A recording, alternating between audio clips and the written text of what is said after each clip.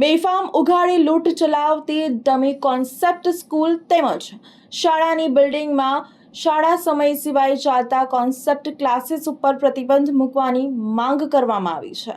આક્ષેપ છે કે છેલ્લા કેટલાય વર્ષોથી નોન ગ્રાન્ટેડ શાળાઓ જેઈઈ અને નેટ જેવી સ્પર્ધાત્મક પરીક્ષાઓની તૈયારી કરાવતી વખતે ખાનગી કોચિંગ સંસ્થાઓ સાથે સાઠગાંઠ કરી વિદ્યાર્થીઓના ડમી એડમિશન લઈ વિદ્યાર્થીઓ પાસેથી લાખો રૂપિયાની ફી વસૂલી કરે છે।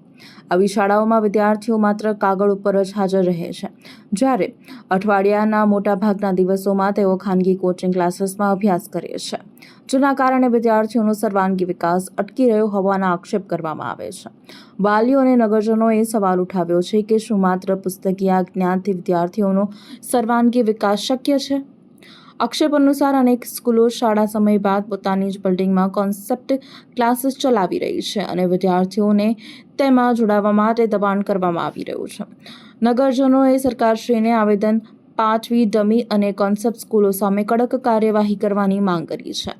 સાથે જ શાળાની બિલ્ડિંગમાં શાળા સિવાય ચાલતા કોન્સેપ્ટ ક્લાસીસ ઉપર પ્રતિબંધ મૂકવાની માંગ કરી છે। આવેદનમાં જણાવ્યું હતું કે આવી શાળાઓના પ્રચાર માટે મોટા હોર્ડિંગ્સ અને અખબારોમાં જાહેરાતો કરવામાં આવે છે। નગરજનોએ સરકારને ચેતવણીભર્યા શબ્દોમાં જણાવ્યું છે કે જો તંત્ર ડમી સ્કૂલો શોધવામાં નિષ્ફળ જશે તો વડોદરા શહેરના નગરજનો યોગ્ય માહિતી આપી સહકાર પણ આપવા તૈયાર છે। ગુજરાતના યશસ્વી વડાપ્રધાન નરેન્દ્ર મોદીના ગુજરાતમાં વિદ્યાર્થીઓના સર્વાંગી વિકાસને પ્રાથમિકતા આપતી શિક્ષણ વ્યવસ્થા જળવાઈ રહે તે માટે યોગ્ય કાર્યવાહી કરવાની માંગ ઉઠી છે। Baroda academic association, Vadodara academic association અને ફેડરેશન ઓફ એકેડેમિક એસોસિએશન દ્વારા આજ રોજ ગુજરાત સરકારનો જે પરિપત્ર છે કે આટલી ભીષણ ગરમીમાં વેકેશન બાળકોને આપેલું છે, જે 8 તારીખ સુધી 8 જૂન સુધી વેકેશન છે, એમાં કોઈપણ પ્રકારનું શૈક્ષણિક કાર્ય સ્કૂલમાં કરવામાં ના આવે, છતાં પણ કેટલીક કોન્સેપ્ટ શાળાઓ જે વિદ્યાર્થીઓ પર દબાણપૂર્વક માનસિક ત્રાસ આપીને સ્કૂલમાં બોલાવે છે, સ્કૂલો ચાલુ રાખી છે। આટલી ગરમીમાં જો કંઈ વિદ્યાર્થીને થાય તો એની જવાબદાર કોણ? અમને પણ વાલીઓ કમ્પ્લેન કરે છે કે આ મુજબ આવું કંઈક સ્કૂલો બોલાવે છે। અમે બરોડા એકેડેમિક એસોસિએશને તો અમે અમારા ક્લાસીસ એસોસિએશનમાં પરિપત્ર જાહેર કર્યો છે કે ભાઈ 12 થી 5 કોઈ પણ ક્લાસીસ ચાલુ રહેવો જોઈએ નહીં। એ સિવાયના સમયમાં પણ ગરમીને કારણે તમે ક્લાસમાં ORS અને ગ્લુકોઝ કમ્પલસરી રાખો। જો કોઈ વિદ્યાર્થીને કંઈ પણ સહેજ પણ મુશ્કેલી થાય તો તમે એનો તાત્કાલિક ઈલાજ કરો। એટલે અમે તો બંધ જ રાખીએ છીએ સદંતર, તો સ્કૂલો કઈ રીતે અવગણે છે? અમારી પર એવો કોઈ અવગણના માટે કોઈ પરિપત્ર છે જ નહીં, પણ અમે વિદ્યાર્થીઓને સમજતા હોય તો આ તો શાળાઓ છે જે પોતાની ફીસ લેવા માટે અત્યારે એડમિશનનો ટાઈમ છે, એ લોકો એવું કહે છે કે ભાઈ હમણાં રિઝલ્ટ આવ્યું છે એટલે એડમિશનનો ટાઈમ છે, એટલે જબરજસ્તી વિદ્યાર્થીઓને બેસાડી રાખે છે। એટલે અમે આ કોન્સેપ્ટ સ્કૂલો, ડમી સ્કૂલોના વિરોધમાં જઈને આજે અમે ડીઓ સાહેબને આવેદનપત્ર આપ્યું। એમને પણ ખાતરી આપી છે કે અમે 7 ટીમો બનાવી છે અને જરૂરી હશે ત્યાં અમે એના પર પગલાં લઈશું।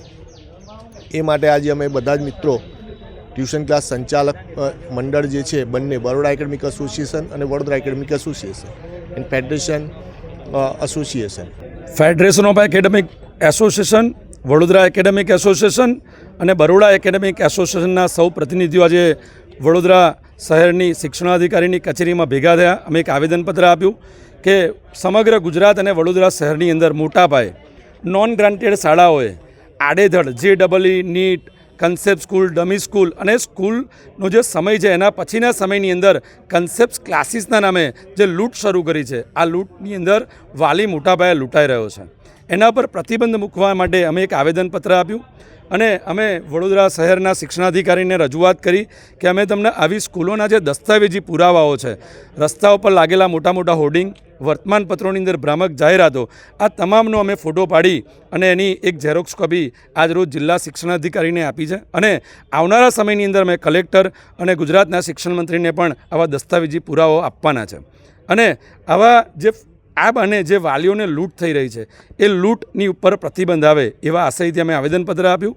આપના માધ્યમથી અમે સરકારને એક ખાસ એવી વિનંતી કરવા માગીએ છીએ કે SMC જ્યારે કોઈપણ વિસ્તારની અંદર રેડ પડે ત્યારે તેનો પીઆઈ જે સસ્પેન્ડ થઈ જતો હોય છે, એવી રીતે શિક્ષણ વિભાગની અંદર પણ ગાંધીનગરથી રેડ પડવી જોઈએ અને આવા હોર્ડિંગો લાગ્યા હોય કે વર્તમાનપત્રોની અંદર આવી ભ્રામક જાહેરાતો હોય એના માધ્યમની અંદરથી લઈ અને તાત્કાલિક આવી શાળાઓને પ્રતિબંધ કરી જે તે જિલ્લા શિક્ષણાધિકારીને પણ સસ્પેન્ડ કરવા જોઈએ એવી અમારી અચૂક માંગણી છે. અમે આવનારા સમયની અંદર જો જિલ્લા શિક્ષણ અધિકારી તરફથી કોઈ પણ યોગ્ય પગલાં નહીં લેવાય તો અમે ટ્યુશન ક્લાસના પ્રતિનિધિઓ આવી કન્સેપ્ટ સ્કૂલો ડમી સ્કૂલોની અંદર જનતા રેડ કરીશું. ટ્યુશન ક્લાસીસના સંચાલકો તરફથી રજૂઆતો આવી છે કે વડોદરામાં વેકેશનમાં સ્કૂલો ચાલુ હોય છે. એ ઉપરાંત એમનું એવું કહેવું છે કે ડમી સ્કૂલો પણ હોય એવું એમને વિગતો આપી છે.